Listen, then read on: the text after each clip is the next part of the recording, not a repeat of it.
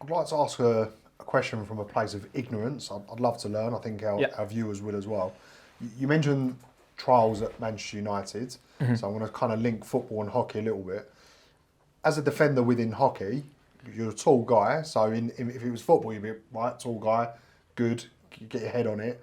What are the benefits or the difficulties of being tall as a defender in hockey? I guess is one big thing is reach. So obviously with football, long legs is a similar thing. Same thing with long arms. Um, so technically in a stable position, you're all right. But the problem is with the forwards that you get, naturally, same with football, if you've got someone quick and nippy around you, it's not necessarily great being big. But once you understand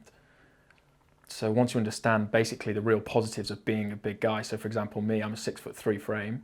Right, okay, well I can use that so I can be a little bit more physical. I can use my body space a lot more. In the same way you would with basketball, if you were 7'2", you'd box out a lot more. You'd probably be a centre, or you'd be that kind of position where you'd really would just basically dominate the space you're in. That's what I've got to and learning to do, especially where I'm at now. So I now know my body space and I now know what I can and can't do. What's that evolution like? Kind of linking life in terms of we'll have to find confidence in who we are as a person, whether that's being tall or the frame that you have, as well as learning in a sporting capacity. Did you learn that from a young age, or did that experience come later on? So I was originally a forward midfielder. Basically, I was a real quick bloke, but I was also quite long as well, so I could run for days, which was great.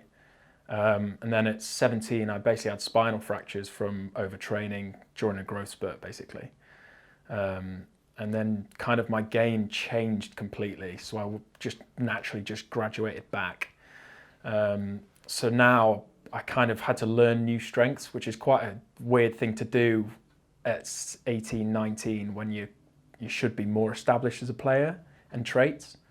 Again, learning on the job was great because I had to learn them quite quickly or else my team wasn't going to succeed. So I guess from that point of view, it's just knowing your strengths and knowing what you can do and really believing in what you can do. So for me, I'm a really good passer of the ball. Simply, I've got a good range of passing, which is great for hockey because if you can play back to front quick, it's a real game changer for your team because you can literally turn defence into an opportunity.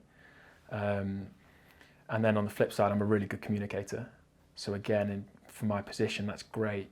I sit as centre back, I can talk to people, I can orchestrate everything going around, and I can read the game pretty well. So from that, they're my key strengths that I've basically learned from being a defender rather than what originally would have been as a midfield forward, where I was pretty quick and I was pretty dynamic, whereas I've now got to find them again later on in career, which is a little bit more difficult.